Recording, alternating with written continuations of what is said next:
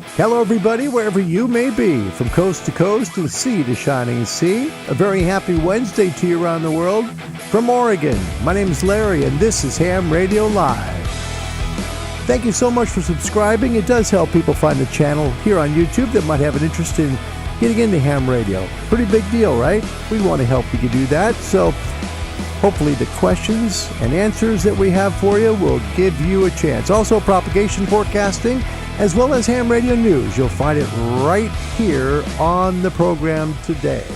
A big happy hello and a happy Wednesday to all of you from Miley and I. Happy Wednesday, everybody. 26th day of May. Man, June's almost here. It's my little buddy right here. She scared the crud out of me yesterday. All of a sudden, she's limping really bad. So another vet appointment and possible surgery for this little one here. So that's a pretty big worry. I'm trying to keep her on my lap so that she stays still. The vet wants her to do that. First of all, in the house, hello to Andy Cowley in the UK. Welcome to the show. It's nice to see you, and a very happy Wednesday evening to you there. Sorry we're so late today. I'd like to remind you folks, if you'd like to get into ham radio, we'd love to have you join us. Ham radio is really fun. It's not just to do with, clicking on a microphone and making calls. No, you can do text messages. You can bounce signals off the moon. You can even talk to people in different countries without leaving your home. It's pretty easy. Contact the American Radio Relay League at www.arrl.org. That's www.arrl.org.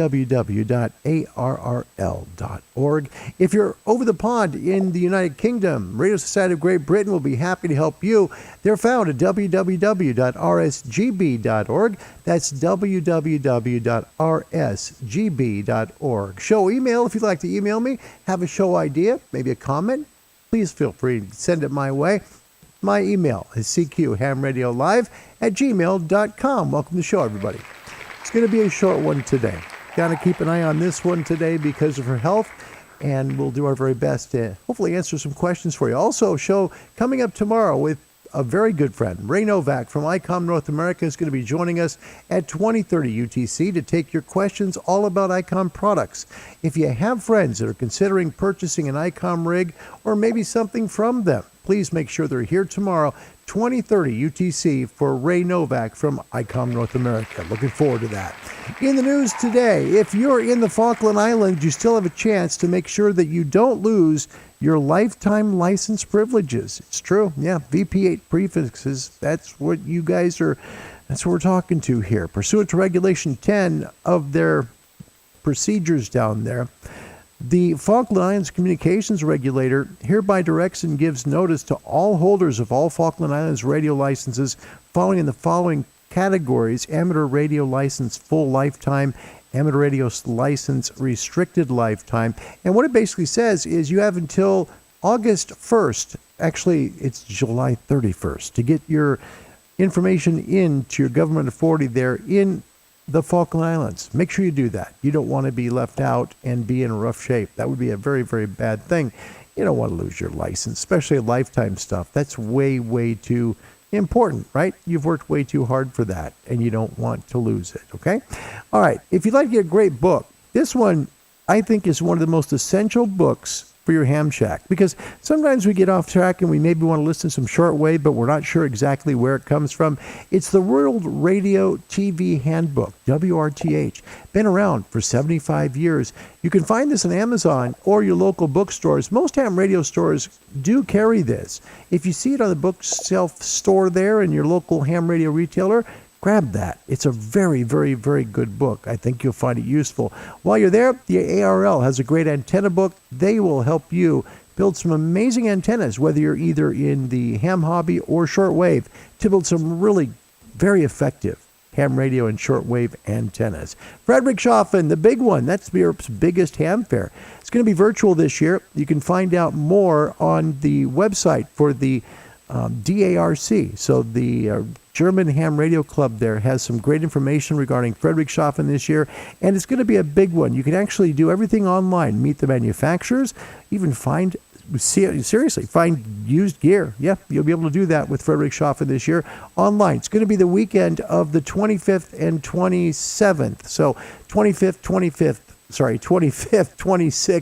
and 27th of June. That'll be a big weekend for a lot of us in ham radio, both for Frederick Schaffen, also it's ARL Field Day. Yeah, same weekend. See, here it is.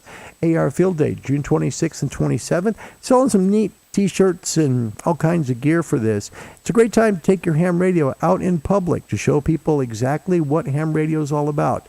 A wonderful day and weekend to really expand the horizons of ham radio. Please do that. Wherever you are in North America, please try and, go show the world what ham radio is truly all about. Current conditions for your ham radio. Look at that. SFI. Look at that number. It's 88. Yeah. And there's some stuff going on. Okay. Need to there's some good news and there's some bad news here. All right. First of all, let me kind of go over what the geomagnetic field looks like according to the United States Air Force and the National Oceanic and Atmospheric Administration. Solar region summary, SRS number right now. So solar, the sunspot number, 146, which is great. That was issued today at 0030 Zulu. So that's good. At that point, everything was quiet. Now things have gotten a little more noisy. Doesn't seem like it yet, but take a look down at the bottom, geomagnetic field unsettled. This morning, it was very quiet with S0 to S1 noise floor. So now we're seeing numbers increasing, and I'm seeing that also around the world as well. The current forecast, geomagnetic field conditions are likely to be at G1 to G2, which is minor to moderate. Storm levels on May 26th, as anticipated. The CME effects begin today. G1 minor storming likely to occur into early tomorrow as lingering CME effects continue. Now, mostly red unsettled conditions with the chance of an early isolative active period are expected for May 28th as well.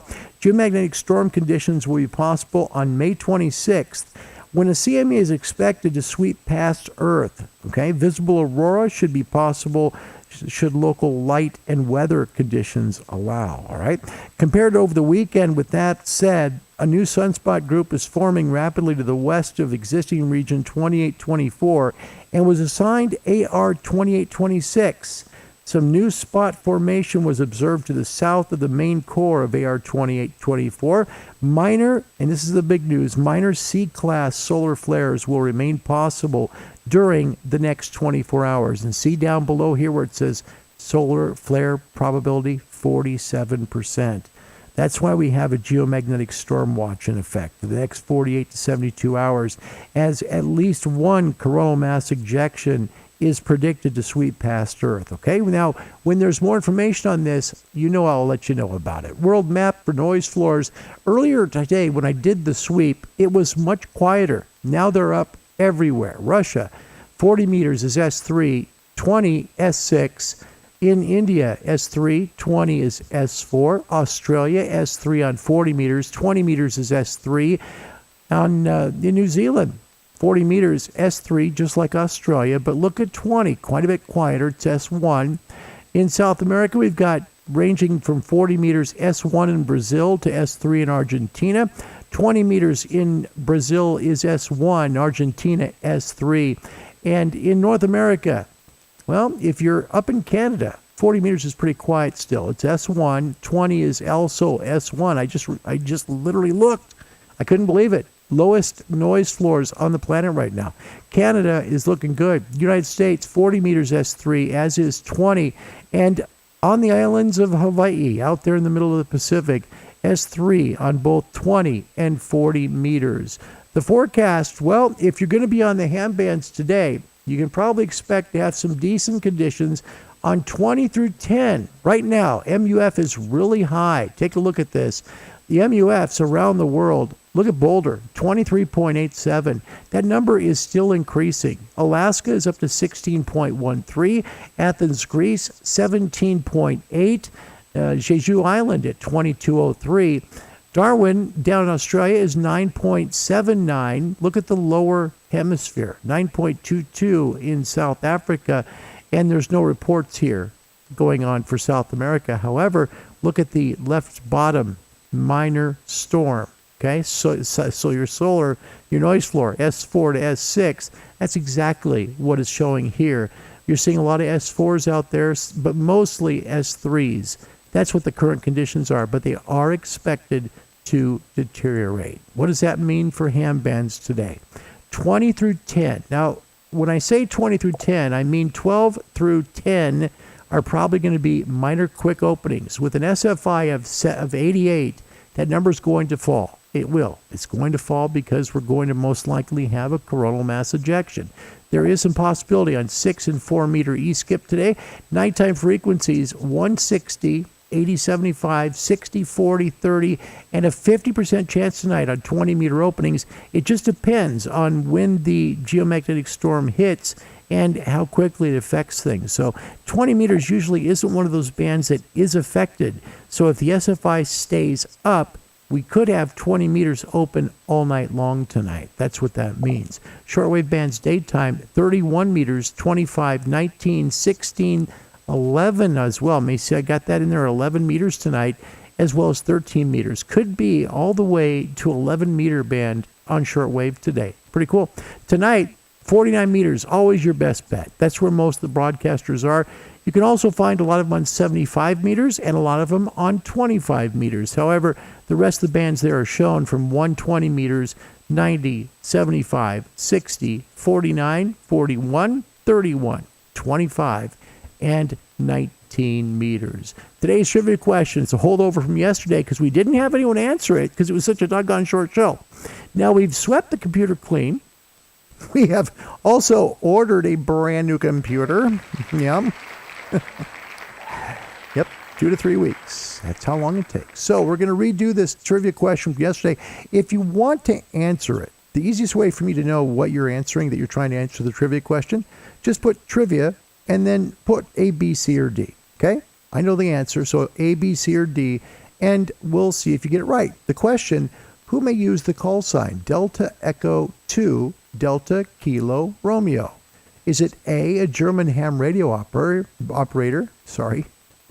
Having Miley in my lap is a little bit, let's just say it's distracting, okay?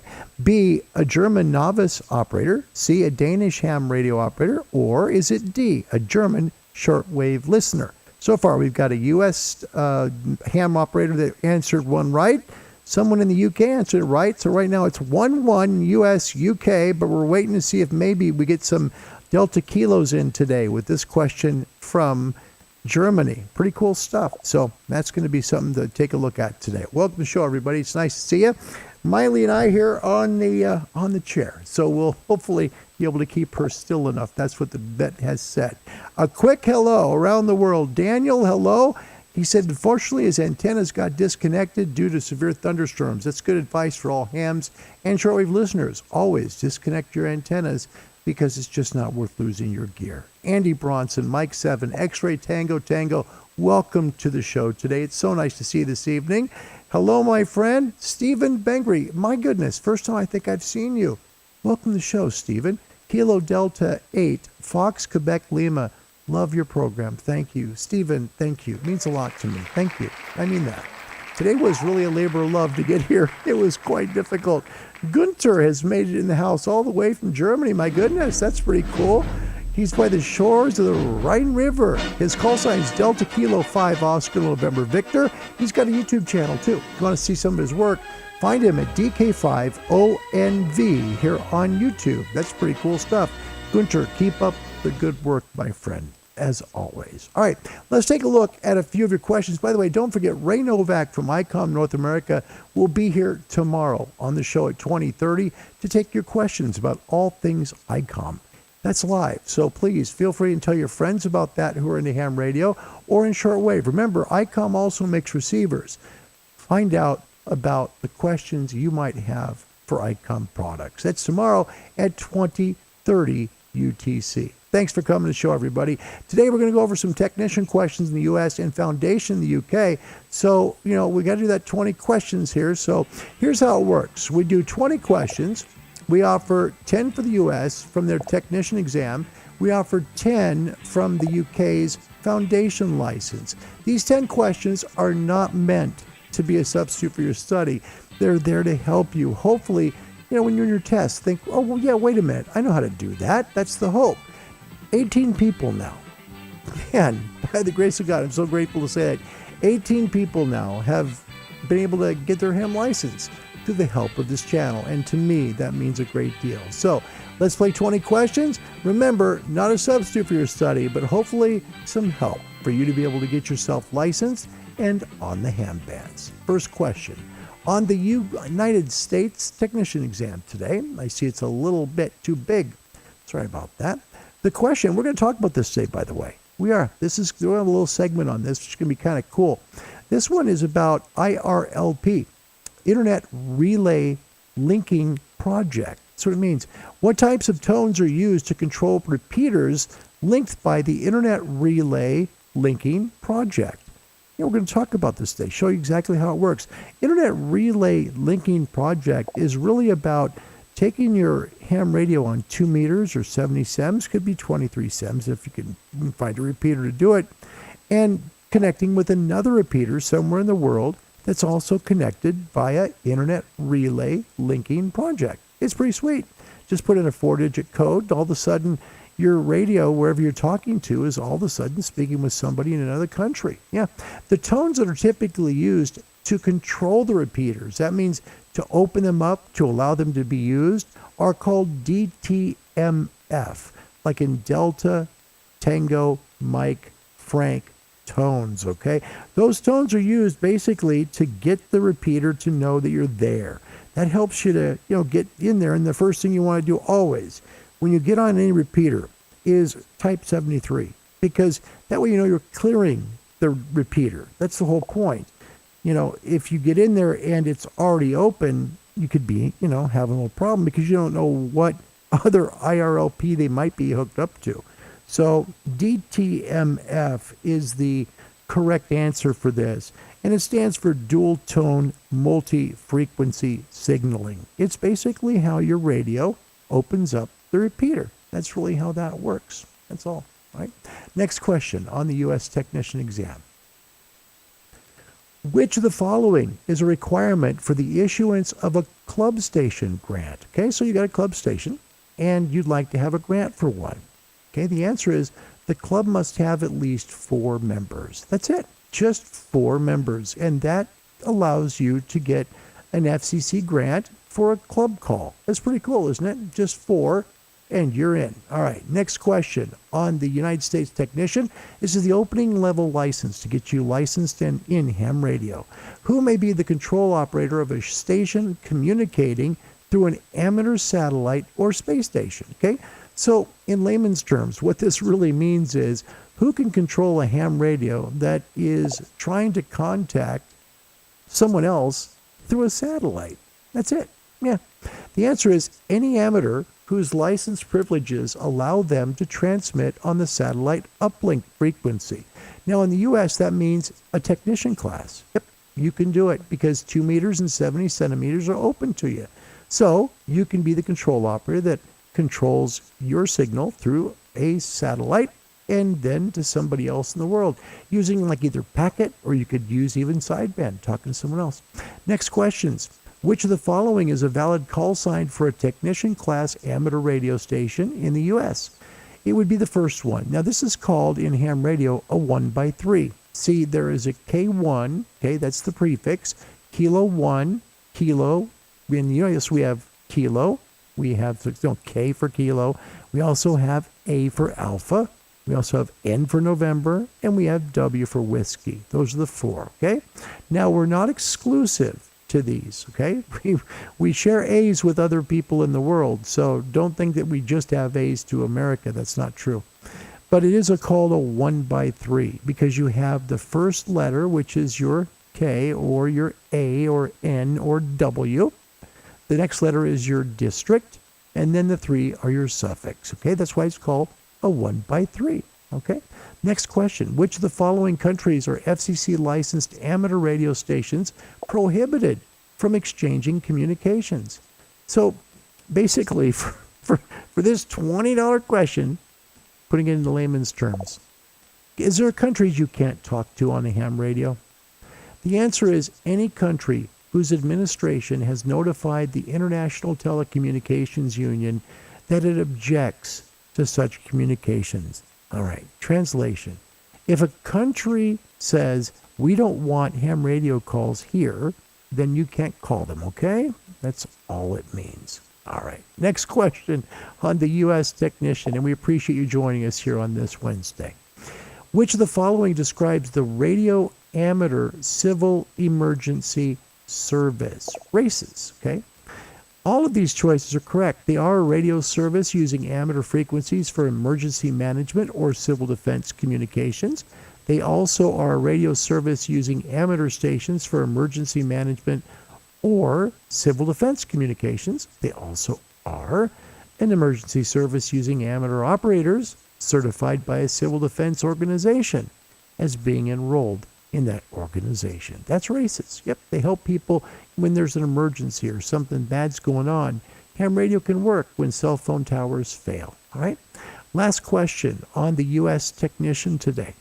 If the averaging time per exposure is 6 minutes, how much power density is permitted if the signal is present for 3 minutes and absent for 3 minutes rather than being present for the entire 6 minutes? All right. This one is so confusing in the way it's written. Let me break it down, all right? If you transmit for 6 minutes, okay, you're putting RF out of your antenna, right? You're transmitting radio frequency waves, all right? There's a certain amount of RF exposure that can affect your neighbors, all right? But what if you only transmit for 3 minutes and then you listen for 3 minutes, okay? That's the difference. Transmitting for 6 minutes and then listening, or transmitting for 3 minutes and then listening for 3 minutes. It's pretty easy when you think about it, all right? The answer is 2 times as much because 6 is 2 times as much as 3. That's why. But it's so hard. The wording is so difficult here that it can be very confusing. Remember, 6 is 2 times as 3, and you'll have the answer, okay? UK Foundation license. This is the first level license in the United Kingdom. First question. The algebraic or circuit symbols of electrical pressure, current, and resistance are V, I, and R. V means voltage, I means current, and R means resistance. Okay? On a pyramid, which we've shown you before, if you draw the regular triangle, you put a little cross in the middle of it, which I can't do right now because I got a 10-pound dog on my lap. But anyway, you got a cross right in the middle, kind of separating that triangle in half. And then you take the bottom section where it's, cut in half, and you cut that section in half. You put V at the top, I in the lower left, and R at the lower right. To get voltage, you're going to multiply current times resistance. If you want current, right, you're going to divide voltage by resistance. If you need resistance, you're going to divide voltage by current. Next question. Band plans are used. The answer is to ensure best use of the space available. Okay? It's not to stop illegal operators. That's nothing to do with it. Band plans are best used to actually just make sure that we keep everything clean. That's really what it's all about. If we didn't have band plans, then you'd have like Morse code everywhere, people talking everywhere, and you'd have people using digital everywhere. Now, one problem I know on the ham bands that happens way too much is you find digital in places it shouldn't be. And that's just not following the band plan. Digital should always be between around, let's say, for example, 20 meters, okay? 14.070 to 14.099. That's where it should fall. And then after that, you should not be doing digital stuff. But people tend to do it in a lot of different places around the world. It's unfortunate, but that's kind of the way it works. Yeah, next question. On the foundation exam for the UK. All right, let me get off my computer here. By the way, looking forward to the new computer. I wish it was orange, but it's going to be blue. We'll have to go with blue. I think of the Jim Carrey movie. Remember Bruce Almighty when he can't lie, right? No, which one that? Which movie is that? Where he can't lie. He says, the pen is blue. Yeah, computer's blue. All right. An electrolytic capacitor was inserted incorrectly into an electronic circuit with voltage applied. And this is the important part. They tell you voltage is applied to it, right? That's the important part. All right. So the electrolytic capacitor was inserted into a circuit incorrectly, and then voltage was applied. It will not work. It's damaged beyond repair. That's the correct answer. And the second one, don't buy it. Will not work at the moment, but will do so after 4 hours have elapsed. That is absolutely incorrect. Next, on the UK Foundation, get you started in ham radio. You should give immediate notice to Ofcom of any change of your station and or postal addresses. That's the answer. So whenever you move, or every 5 years, make sure you let Ofcom know either everything's the same, or once you move, let them know immediately once you've moved. That's the key there, all right? Next, on the UK Foundation exam, which of the following are all insulators? Okay, so these are all things that do not conduct electricity, but they're things that help to leave electricity out. So you kind of protect yourself from it. All right, the answer here is glass, mahogany, which is of course a wood, ceramic, and rubber. Those 4 things are insulators. The other ones don't work because of the first one, you've added tungsten. The second one, you've added, take a look, steel. The fourth one, you've now added brass. Those are all conductors. Those are not good insulators. So remember, glass, mahogany, ceramic, or rubber. Don't put things that are, metallic. That's the main thing. Next, the fuse in a mains plug should always be, and this one could be a little confusing for folks, only because, you kind of think it and you look at these answers, well, wait a minute, power supply's 13 amps, right? That should be it. No.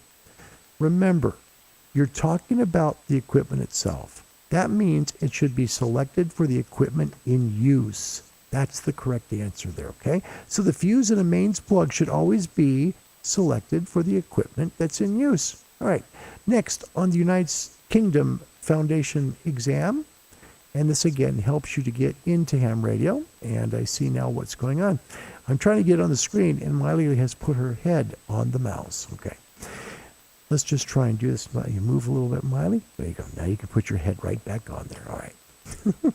The names in order of attainment of the 3 amateur radio licenses in the UK are, and the answer is the fourth one, Foundation, Intermediate, and Advanced, also known as Full. Okay? Those are the 3.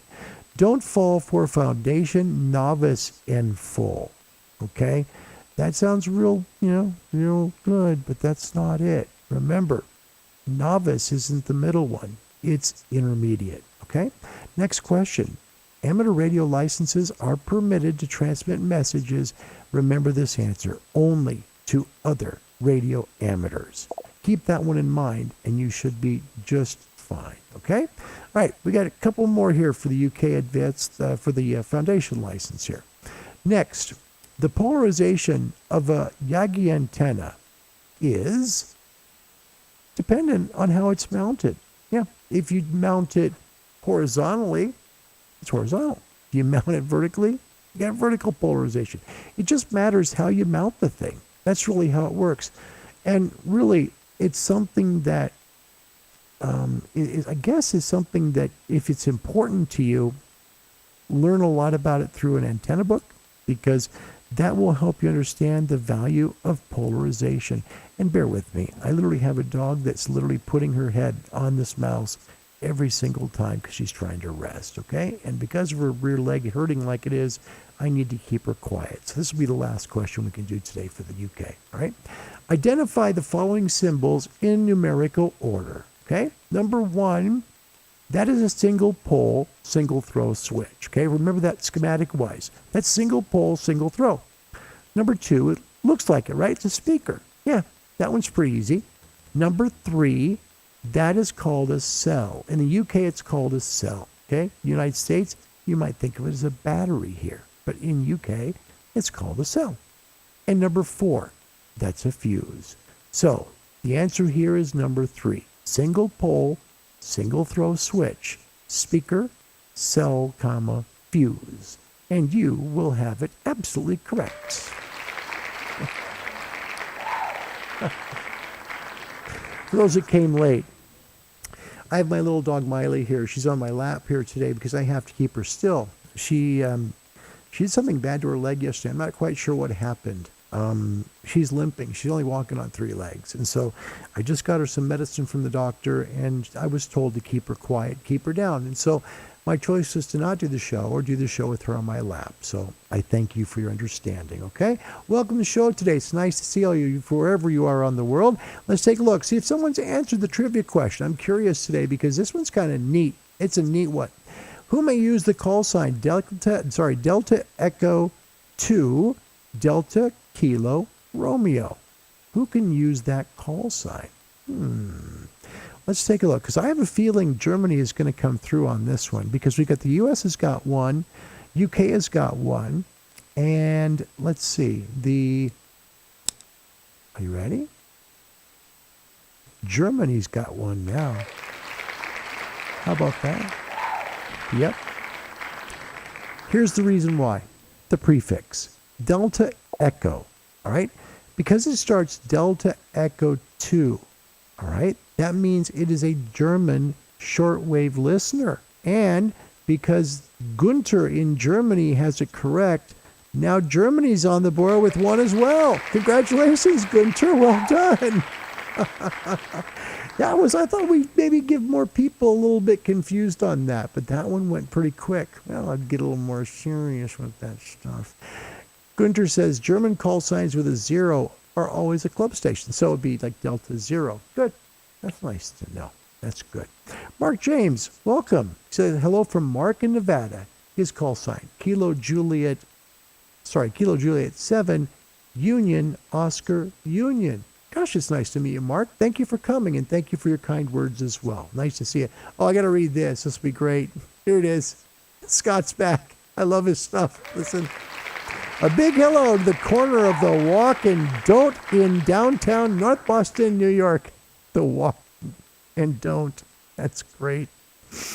Oh, my goodness. That's funny. Welcome to the show, everybody. It's great to see you. Now, we talked a little bit. By the way, Fred Durant coming from Belfair, Washington. Fred, it's truly great to see you again today. Thanks for coming, buddy. That's my Northwest pal. And Pobut, he's about 60 miles south of me in Eugene, Oregon. Pobut, welcome back. Nice to see you, buddy. Nice to see you. Thanks, Gunter. Thanks. Yeah, we're a little worried that's going to be knee surgery here. So, yeah, that'll be another radio gone. But the good news is the radios are there to sell, and that I have enough to sell and be okay. And, I've always said I had too many, and that's okay. The point is I want to make sure she's happy, and Bob needs hearing aids, and so we got to buy them both. Yeah. Hopefully it'll be enough to buy a Nikon 7610 left over. I don't know. We'll figure it out. Okay. Let me introduce you to a really neat young man. This is cool. And what I love about this is he took the initiative himself to make the video. Now, I'm used to folks that troll the channel. I'm used to that stuff because YouTube trolls are pretty predictable. But, there are some people that actually make content. They know how to do it, and they go out on a limb and they do it.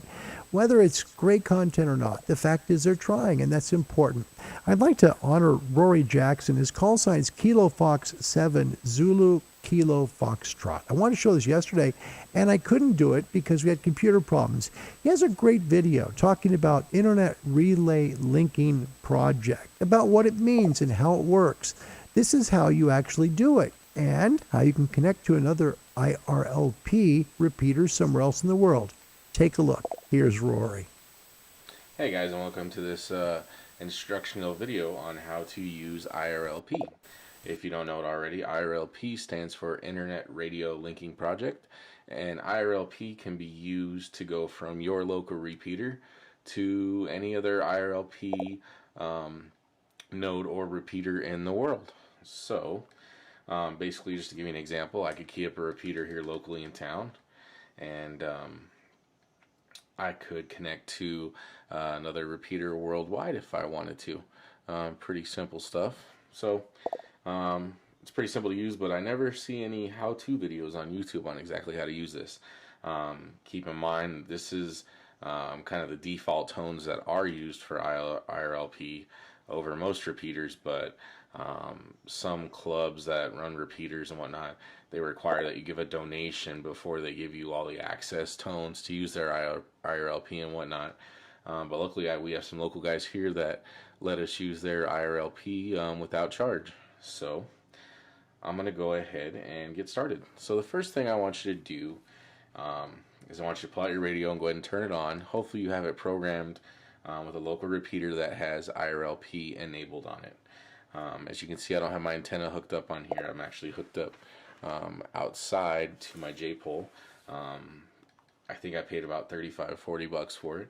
It's made by a gentleman named Michael Martins out of, I believe he's in Wisconsin if I remember correctly, and his call sign is KB9VBR, and his website is jpole-antenna.com.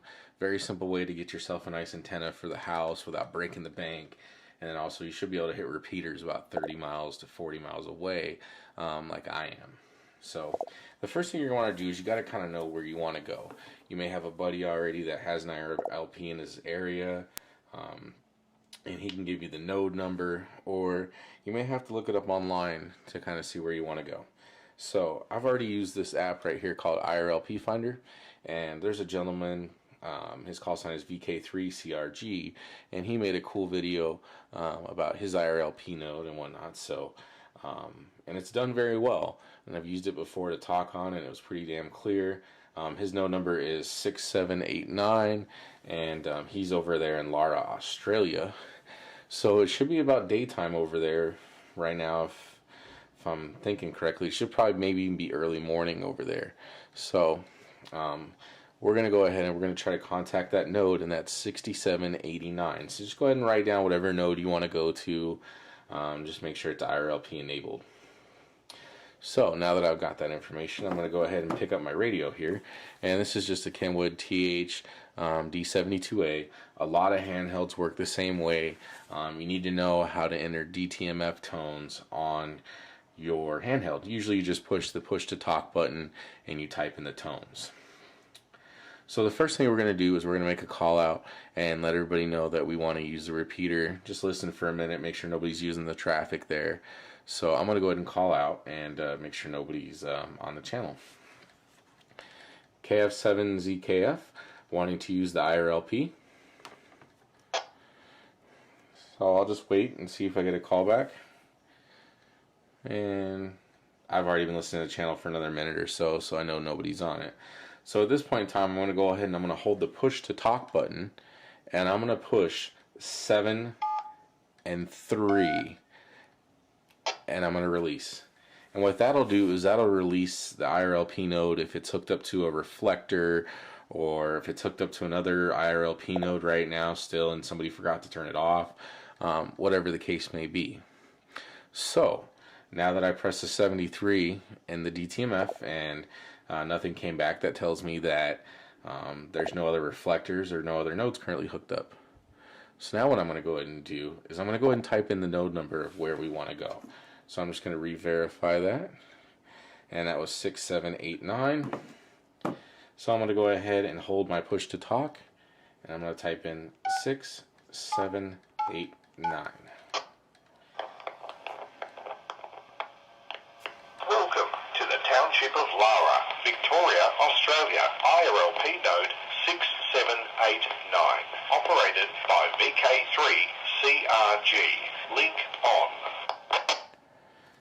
So that's all it takes. Just enter the 4-digit code, and you should get a message that says, you know, link connected or welcome to the node, depending on how they set up. But you'll get some kind of notification letting you know that the link is now connected. So once that's connected, you can then go forth and call CQ. After listening for a minute, make sure you're not going to interrupt anybody's conversation. So when you're done using the IRLP, you don't want to just turn off your radio and just be done with it. You want to make sure to disconnect the link so it's not sitting there using up the internet bandwidth and whatnot, and it's not leaving the link connected. You want to be courteous about it, and you want to disconnect the link. So usually you'll call out with your call sign and let everybody know that you're disconnecting the link. KF7ZKF, CQ, CQ, CQ. So we'll go ahead and try to make a contact out there in Australia real quick. So I'm not hearing nothing back. Typically that's the way it'll be, is you won't hear anything back from anybody out in that area unless they're tuned into that repeater. I don't have a time zone clock on me right now, so I can't be sure about the time zone, but I have been successful in making contacts out there in Australia, Canada. I've made a few, Hawaii, and I'm fairly new to this stuff as well. So when you're done using the link, you're just going to go ahead and make your call out and let them know you're closing the link. KF7ZKF, closing the IRLP link. And then what you're going to do is you're going to hold the push to talk one more time. And you're going to enter 73. Thanks for visiting the Township of Lara, Victoria, Australia. IRLP node 6789. Operated by VK3CRG. Link clear.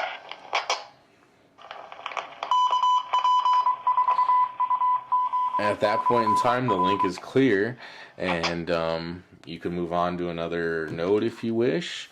Just make sure to call out with your call sign and let everybody know that you're going to be using tones. This could work the same way with a mobile radio as well, where you just push the talk and you press the tones.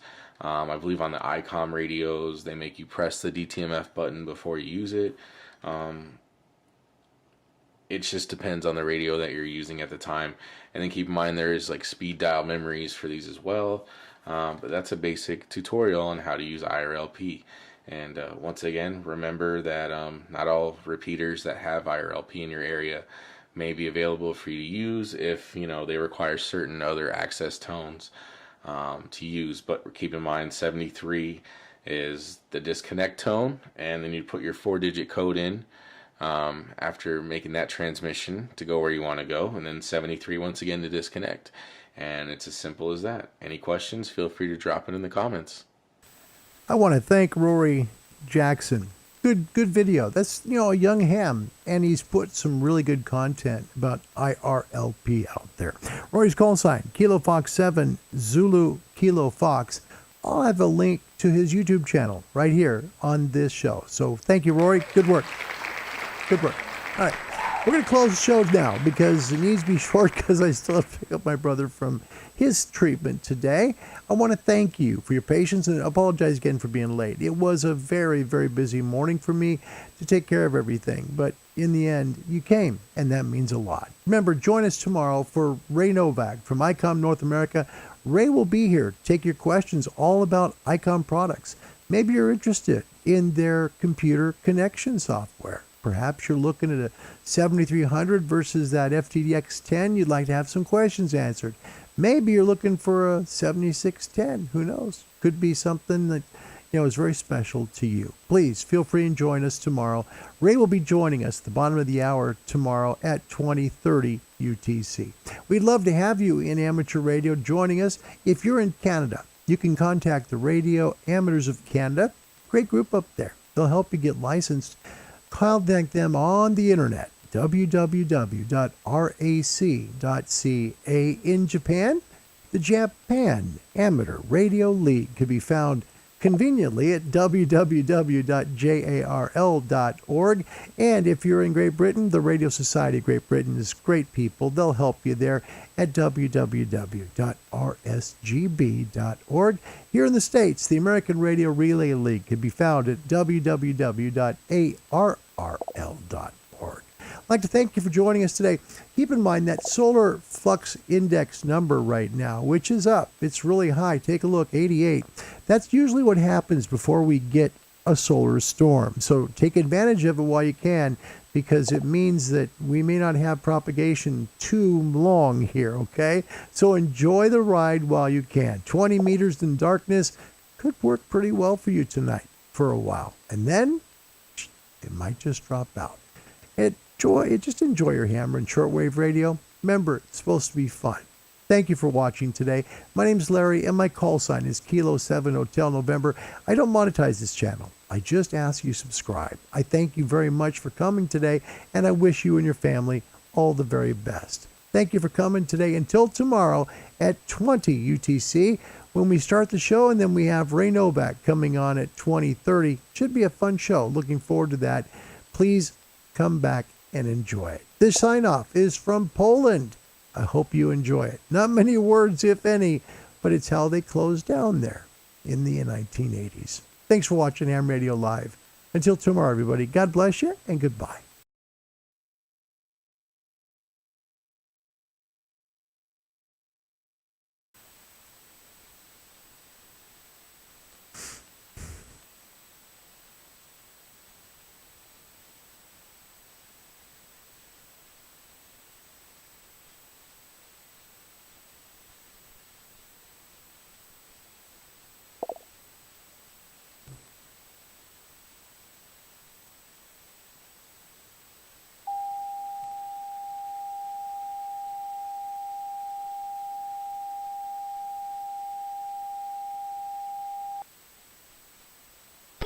That's